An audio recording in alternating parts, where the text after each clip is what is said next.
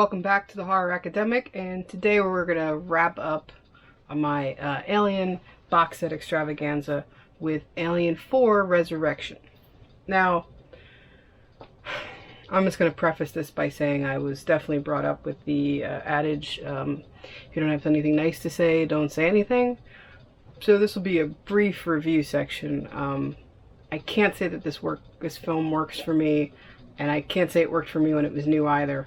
Unfortunately, on the rewatch, this film just doesn't resonate with me.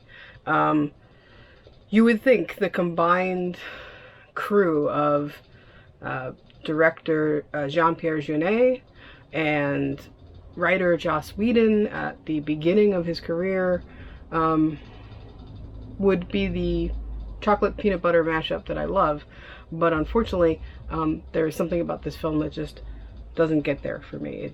I see potential, but yeah, it doesn't come to fruition. Let's go through that part first. So the director, like I said, Jean-Pierre Jeunet, French director, obvious from that name, but at that point in time he had made his first feature was Delicatessen, and he had just come off of City of Lost Children when he was kind of noticed by the executives at the studio, and they invited him to be part of this project. Apparently there was a phase where, knowing that the series at this point had become kind of the culmination of budding new directorial talent, the person who was originally slated to do this project was Danny Boyle. This is pre 28 Days Later Danny Boyle. This is after Shallow Grave, which is an excellent film if you have not seen. It's one of those films that when it came out was touting him as the next Hitchcock. So you can see where there was already studio interest. So, British director. He apparently was on board long enough to sit in on some production meetings, but seems like he was quickly out, had decided it wasn't for him maybe, and Jean-Pierre Jeunet is brought in, who was pretty much shocked that he was asked to do a Hollywood film of this kind of caliber, in the sense of a franchise kind of thing, doing a sequel. He was a little kind of like, huh, strange. But he was also kind of known in the commercial world, so apparently he took it on as thinking of it like a commercial gig. Like, okay, he had come from this world of very small filmmaking where he had small crews, he used a lot of the same casting, the very independent kind of way we think of film, and he had written all his projects, and so this was the first film he was ever brought in on where he did not write the screenplay. So Jeunet, he had Delicatessen had come out in 91 and City of Lost Children in 95. So this is 97. So this is pre what I would think of as his opus, which is Amelie, which is still one of the most visually stunning films I've ever seen in a theater. And if you have not seen it, because it is not a particularly genre film, I would highly recommend stepping outside of the box for this one, because this is a film that I bring to students. I teach this film because I think it is important to see what can be done creative visually, from everything from color palettes to sort of the art of mime-like acting, silent movie almost acting, and early integration digital effects. I think Amelie is an excellent example of that. And this does make sense with what Jeunet was already doing. He was kind of an early adopter into what can be done digitally. The ability to just slightly tweak reality. That is one of the things I think of when I think of Jeunet. The ability to tweak reality visually, regardless of the genre of the film that he's making. He is, to me, a dark fantasy filmmaker. Oddly, I would not have thought about it separately, but I do see how there are similarities between Fincher and Jeunet's styles. Both of them prefer these earth tone palettes.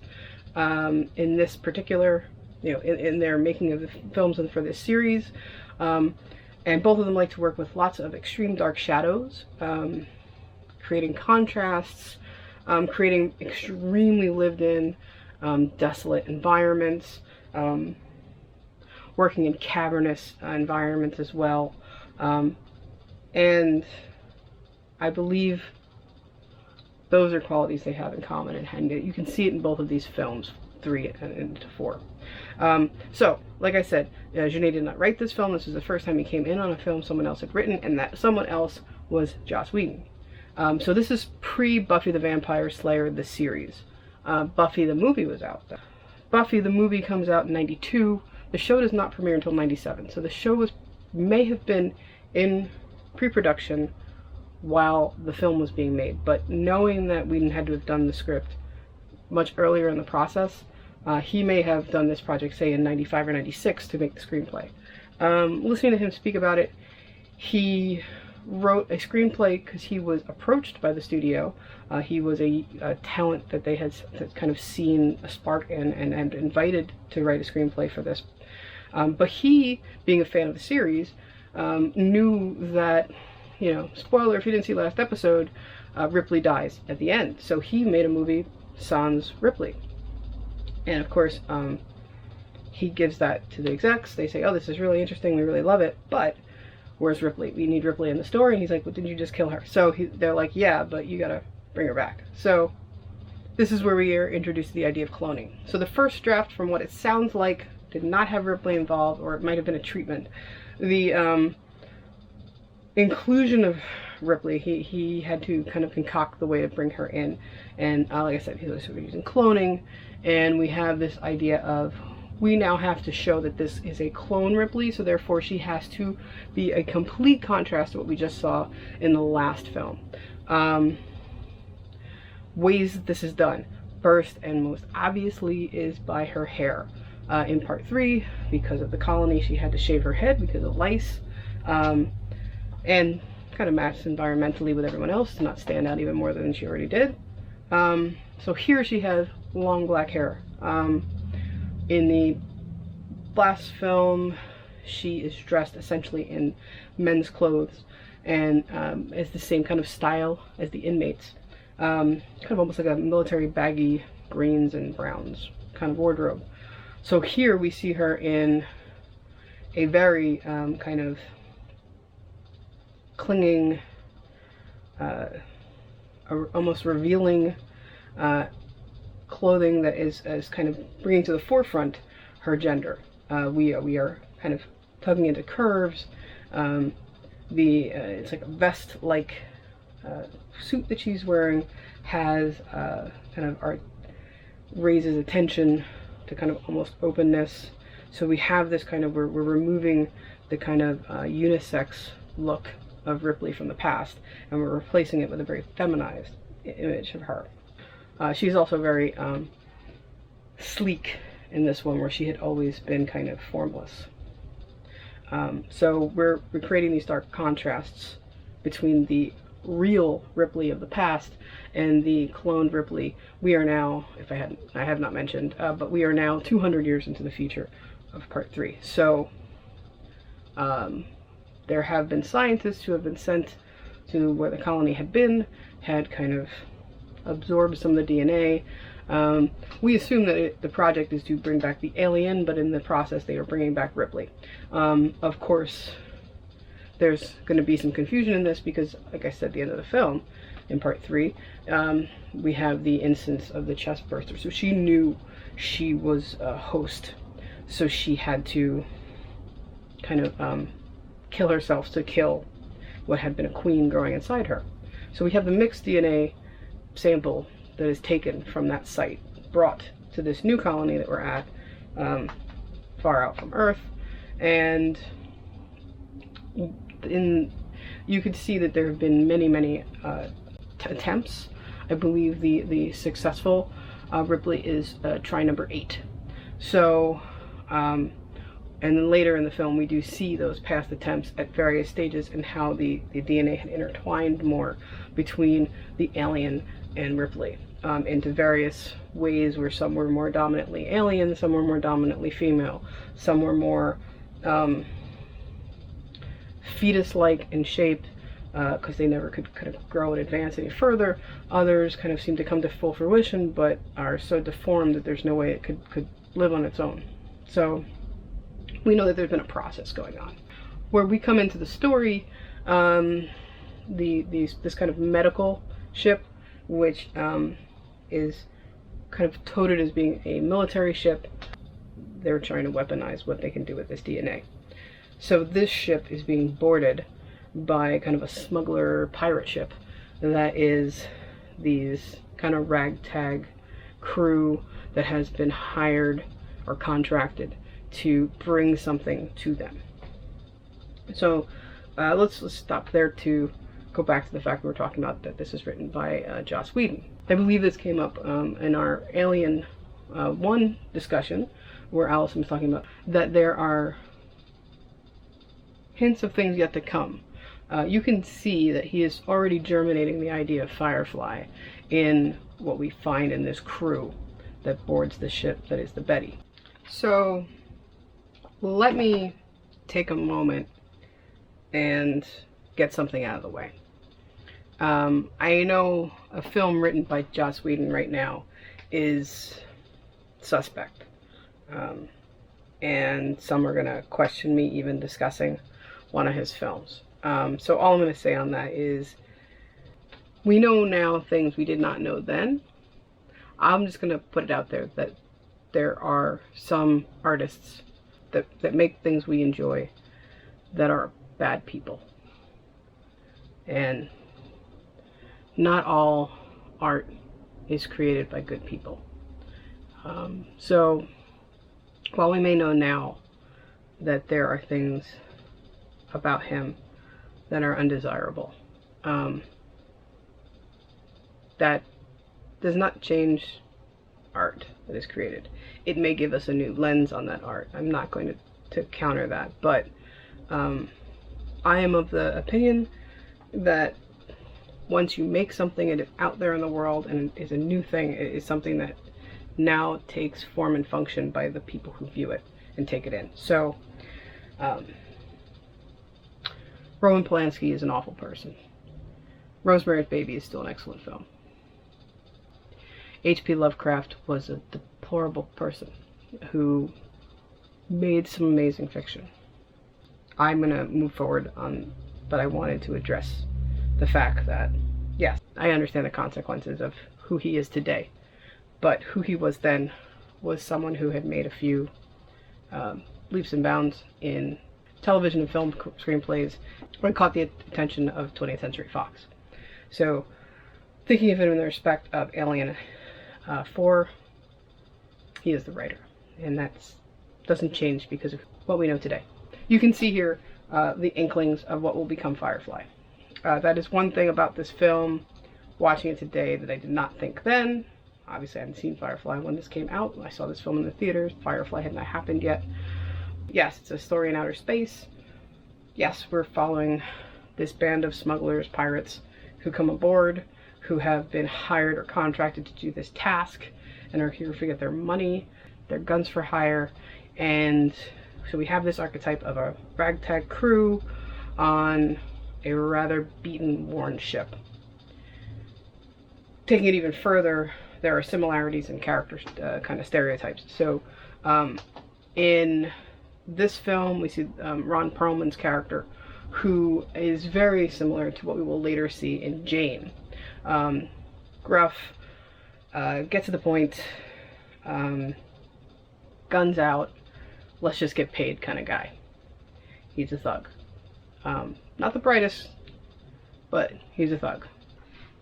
What we see in the representation of the clone Ripley is extremely similar to what we will see in Firefly and Serenity with the character of River. She's very sleek, very fast, she's been programmed to be the perfect specimen. So I see those similarities. I will also say that the character that Winona Ryder plays in the film does have some similarities to Kaylee. Not knowing what we know by the end of the film, from the beginning, she's smart, she's the mechanic, and she is very, she's humane. She is the one who remembers that there's people that we need to care for, regardless of what the job gets done. So we also get the idea from the the military on the ship, that they're concerned that Ryder's character is a kind of like an eco-terrorist, you know? She somehow knows about the alien DNA projects and know that it's harmful to humankind, and she is there to stop it.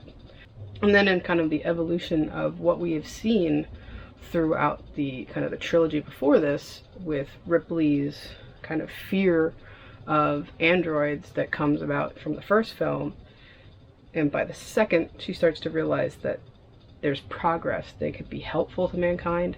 This turns out that Winona Ryder's an android who is there to protect humanity. So other things about this story, I mean, Ripley is going back to the idea that you need to contrast this Ripley to make sure we realize she's fake Ripley. She's not real Ripley. She is extremely sexualized. Kind of from the entire experience, she's over-sexualized. Her character is given this kind of, this demeanor, this change of demeanor from her actual demeanor, which is somewhat, we see it with humans, but even more so we see it when she's interacting with the xenomorphs. She is attracted to them in some way, and this kind of animal attraction leads to what comes across as this kind of overly sexualized experience. We see her in contact with the men from the ship, the doctors, and their strange interactions. Then once she meets the crew, particularly Ron Perlman's character, she kind of has this kind of odd, kind of near abrasive encounter of half sexual, half kind of machismo at the same time, kind of standoff between them, where she has to prove her dominance because she is dominant. And then even when we see Winona Ryder's character get to that point where she's trying to figure out if she needs to save Ripley to destroy the alien or destroy Ripley with the alien, we have this moment where that kind of sexualized reaction that comes from Ripley towards her. So I think this is part of the idea of making sure, beating into our head, this is not the Ripley we have known. That's what I get from this. I think it's a little too ham-fisted, though. I think it's over the top. Her interactions with the aliens, it's borderline like caressing in this kind of motherly way, because we definitely get the idea that she even names herself as, you know, well, what is it? What are they? They're monsters. They're aliens. And what are you? I am their mother. You know, like, so she knows and she understands it in that way, that she is how they come about, and she owns this. We also get the sense that since they've been trying this, and she is, you know, experiment 8, that some of the xenomorphs have survived, not just the one. They've bred them. We see, I think, 3 in captivity, but it turns out there's like an infestation of them, like cockroaches. As far as if there's anyone else in the cast I want to point out, we do have Brad Dourif as kind of the lead doctor.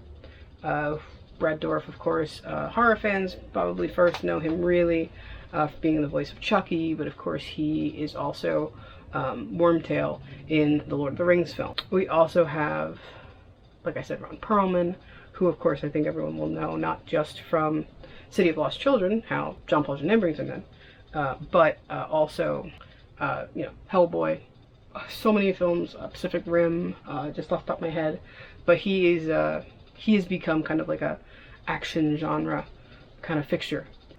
Kind of the last person I want to bring up, because, you know, there's a lot of people in this cast, a lot of people have little parts here and there on a lot of things, but the person that I did want to point out is kind of the head of the kind of smuggler group. That's Michael Wincott. So Michael Wincott, I think most people know as Top Dollar from The Crow. But he has been, he was in The Doors, Basquiat, but besides that, I would also say he's a big character in Catherine Bigelow's Strange Days, which is another movie I love. So, you know, just enough to show this kind of sprinkling of people who are genre regulars. I would also put out there that we also have one other actor that was brought on who has been in all of Jeunet's films, Dominique Pignon, who's in all of his films. Yeah, he is a great little character in Amelie. Okay, so we have these fixtures of both kind of the Hollywood genre world and the kind of like the French film scene that's brought over. In general, there are some interesting moments in this film. There's some interesting characters in this film. There's interesting ideas. It's at a time when cloning was a big hot topic in '97. We have cloning taking the center stage and this kind of trying to decide, is this ethically correct? And that's what Winona Ryder's character would do. She's kind of that conscious, telling us we have to really think this out. And when we find the room with Ripley and the group of all of the mistrials, of all the kind of like freaks that come out of the past incarnations of this project, we see the downside. We see that there's all this pain that is kind of brought across. So we have that as kind of this kind of underlying theme here. There's a really interesting moment where we find out in this film, where in the past the ship had been named Mother, in this film the ship is Father, and in order to communicate with the ship, Winona Ryder has to kind of like plug into the mainframe, and it's in a church-like setting at a pew. So there's some playing with this kind of mythology of Catholicism. You have to talk to Father, you know, our Father, you know, to kind of get permission to get the ship to do what you want. So all this to say, we're in a film that's kind of in this kind of military trappings with this kind of like experimental science for questionable reasons, and we are doing exactly what Ripley said they were going to do all the way back in the first film. They're trying to figure out how to make the alien thing happen and bring it to Earth as a weapon. Earth, apparently, in this point is kind of, you know, like I said, we're 200 years past part 3. So Earth is kind of just like this desolate place. I will say what's interesting, there was alternate opening and alternate closing in the extras, and in the alternate closing they actually do, this kind of, the film as it is ends with them, Earth is coming into view. They've just gone through atmosphere and they're going to be able to land. And both Winona Ryder's character and Ripley, Sigourney Weaver obviously, are both alien to this place. Neither of them comes from Earth, and they don't know what to make of it. So, but in the alternate version they do land and they have the conversation about, well, what do we do here now?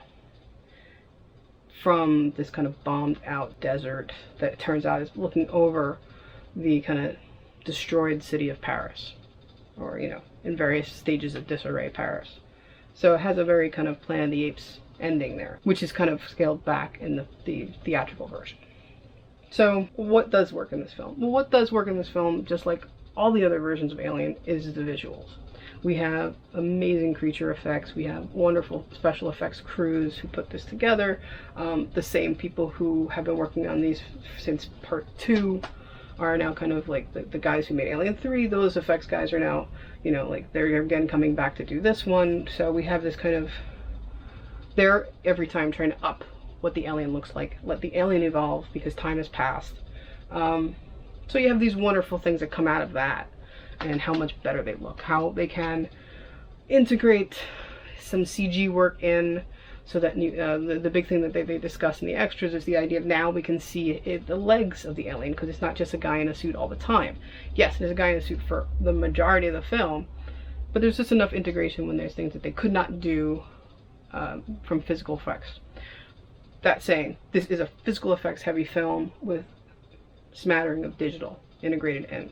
There's miniature work, there's sculptures and maquettes, there's all these wonderful things, but there's kind of, at the time, groundbreaking work in digital as well. I think it's fair to say that this is a kind of like a technical masterpiece in that way. On that same wavelength of the visual achievement in this film, the technical achievement in this film, I will say visuals in general are very strong in this film. It again expresses this kind of vast future, lived-in future.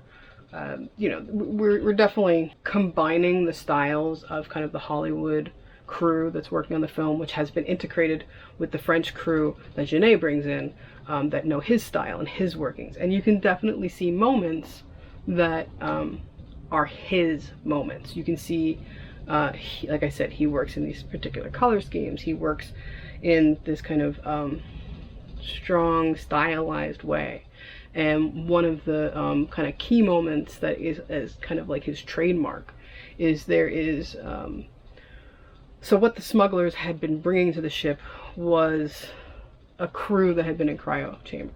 And they are each put into chambers on the ship with an egg, one of the alien eggs. And so the one person who survives the incident does not yet know that he has a chest burster in him. When it finally starts to come alive, we have, as he's struggling, as everything around him is escalating, they're still trying to decide, do they kind of bring him, do they try and save him, or do they just kill him, or he's the threat. But he doesn't know it, he doesn't understand what's happening. You have this wonderful shot kind of down the gullet that is his mouth open wide as he screams. You go down his throat, down his esophagus, and you see inside him the alien, chest burster kind of coming alive and screaming too. So that is such a Jeunet moment. That is delicatessen down to the T. There's moments like that in all of his films. So we definitely see his visual style popping through. As for the other creative on this film, there are definitely moments, not just in the fact that we're seeing kind of like the future of Joss Whedon projects, but you also, you can hear his witticisms. Not as heavy duty as you do with like the Avengers later, but there's quipping. There is definitely quipping. It's, you have the moment where, like I said, there was the back and forth of, well, what's inside me? There's a monster inside you. Who are you? I'm its mother. You have those kind of lines, but you also have, who are you? I'm Ripley. I thought you were dead. I get that a lot. Those types of back and forths are very Joss. So you can see both, while they're working within the structure of what an alien film is, sounds like, looks like, all of those elements. You see each one kind of pop at certain spaces. Unfortunately, I don't see a meshing of anything dominantly to resonate for me. Even with those shining moments from both creatives, I feel like I want more of this. I want it to do something spectacular and different. Yes, at the time, the idea of working with clones, yes, very different. But I feel like we've been here before.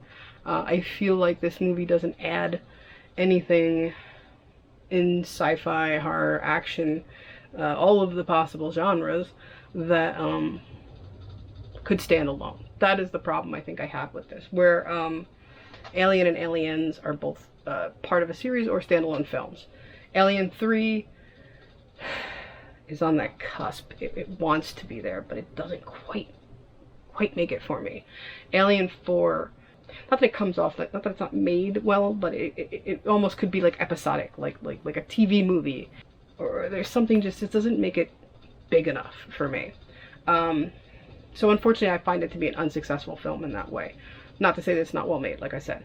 And ironically, it feels like everyone involved in this movie really loved the experience of making it. There were when you watch the extras, there's all these talks about how at first we were against it. We didn't think it was necessary. Why we didn't need to make a part 4. Part 3 was the end. That all of those discussions happen.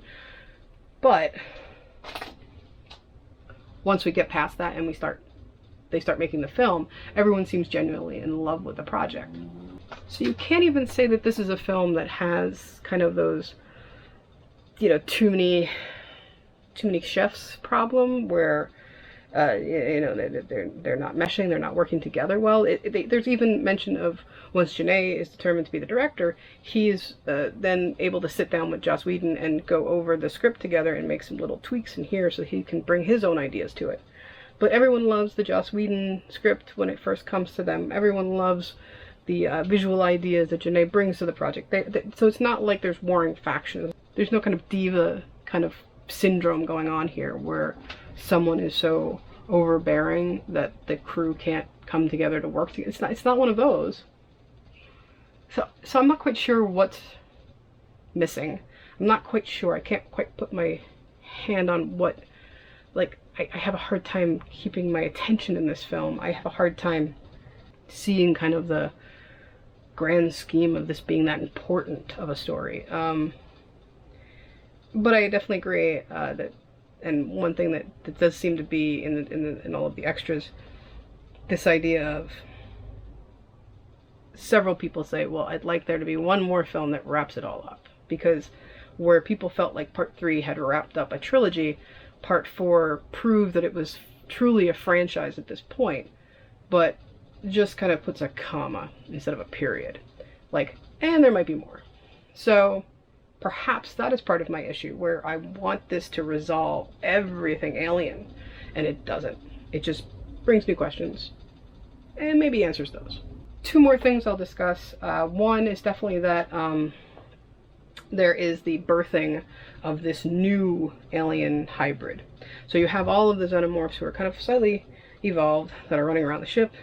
You have this massive queen mother alien who is nesting, and she is birthing. There is a birth sac that is massive, and from that comes this kind of white xenomorph. And this white xenomorph is mixed with human DNA. This is totally the product of it coming from Ripley. And the face is a little more human. It almost has these kind of sad qualities to it. So it's kind of like seen as an abomination. Like, while we know that aliens are bad, this has got to be worse, because this is the culmination of all these things together, and that's just bad, and we got to destroy it before it can breed and make more. Okay, I get that. I'm not so sure that the final outcome is just like, you know, like some massive thing.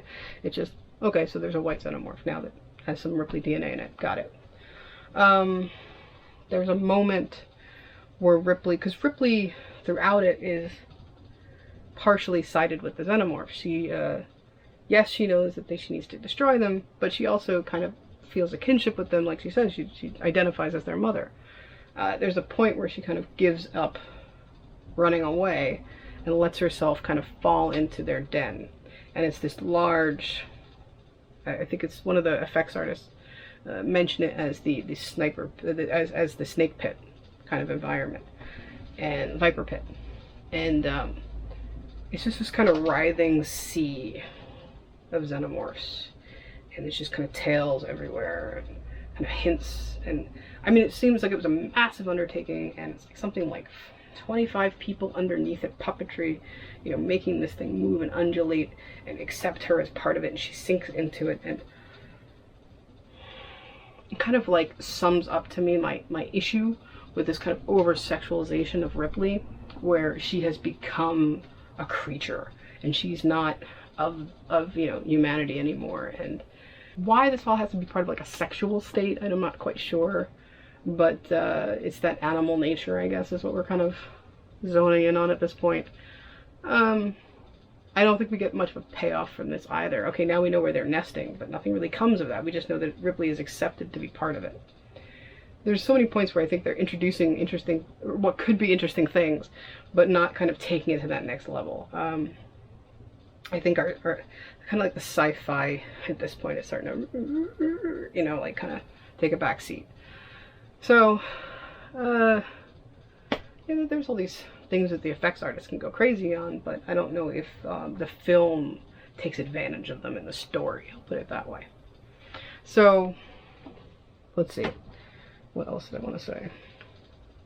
So kind of maybe partnering those two images that stand out, that kind of Viper's pit of xenomorph and the idea of the ship as father in this kind of biblical sense, where it's this irony, almost like the end of the third film, where it is Ripley's descent into the pit is in a, like this kind of Christ-like pose. And by being in this Christ pose, she is being not just accepted into the pit, but she is being kind of, she comes closer to the queen. She, so again, it's the undulating kind of sexualization partnered with this kind of knocking at Catholicism in some way.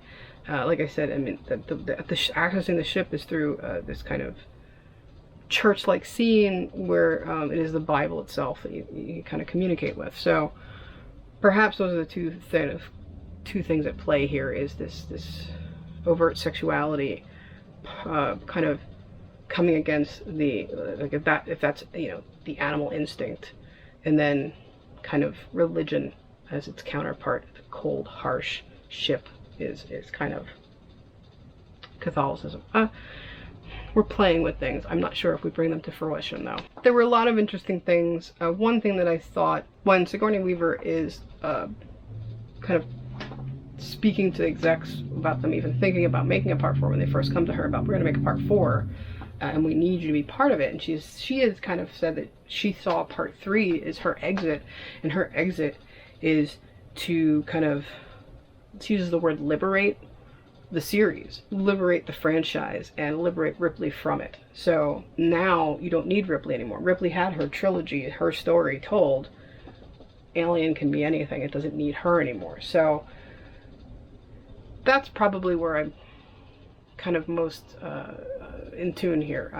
I might be on that wavelength where we've heard Ripley's story. This isn't even Ripley anymore, so I'm not quite sure why, like, what's kind of drawing me in. That might be my issue right there. We've heard her story. Her story's over. Who is this, and do I care? All of that to say, I don't say it's an awful film. I've definitely sat through much worse movies than Alien Resurrection. I don't love it. I want more from it. I want it to be more and do more than it does. But I will say, again, this set was excellent. These transfers were amazing. So much stuff is compiled for each film. I do highly recommend this box set. There is hours of information beyond just the movie for each film. It is, like I said, beautiful prints of every film. So for the completist in us that wants to put all of the films in the best possible form and to have everything about them right here, yes, I do recommend this. If you like Alien and may only have a passing interest in the rest of the films, I would still recommend this, because you'll get the best experience of them. Same with Aliens, if you're more of a, you know, James Cameron type of person. So, yes, this is definitely worth it. This is great. What are the key things then I'm going to end with on Alien Resurrection? Yep, we have Jean-Pierre Jeunet, beautiful visual storyteller, having his first experience with Hollywood. You have Joss Whedon kind of coming into his own, right between Buffy the movie and Buffy the series, and formulating what will eventually become Firefly and Serenity. We have amazing visuals. We have beautiful sequences that are able to use the traditions of physical effects to their extremes, everything from suits and prosthetics and miniatures and sculpture and puppetry, paired with the highest caliber at the time of early CG. And I was really worried that the CG would be so hard to watch today, but it isn't. It holds up very well. So yeah, even though we have this CG'd sequence that's practically out of Deep Blue Sea or something like that, where the alien is now shark-like, and there's these cooling tanks that they have to, there's way too long of a sequence. But all that to say that they're able to pull that off in a way that the CG does not hurt it. It's believable. It's just as good, if not better, some CG that we see today. So I will say, so we have Sigourney Weaver kind of wrapping up her time with the Alien cycle. We have the two kind of filmmakers whose careers are budding at this point, and we have amazing effects work. So while Alien Resurrection might be the weakest link of this 4-part series, I highly recommend Alien Anthology anyway, and I think everyone should check it out. This is just my opinion. You may not agree with me, and that's fine. But I will thank you for coming along with me on this journey, this long journey I've been going on through all of the Alien films, and I'll see you next time on The Horror Academic. Thanks.